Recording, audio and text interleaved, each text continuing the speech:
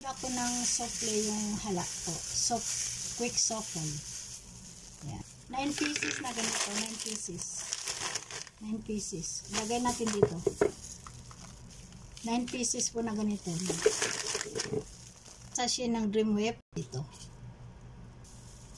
Ang Nestle cream lagay dito. At isang ganito. Atong blender. Ayan.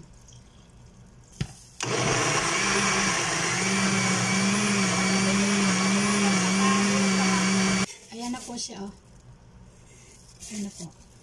Lalagay natin yan ngayon sa lagayan natin dito.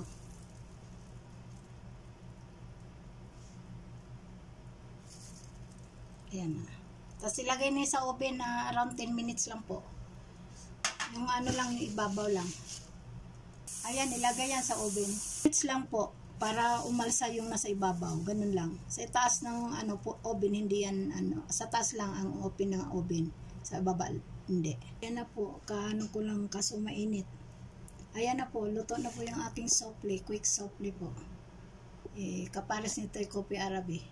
Bye-bye po. Thank you for watching.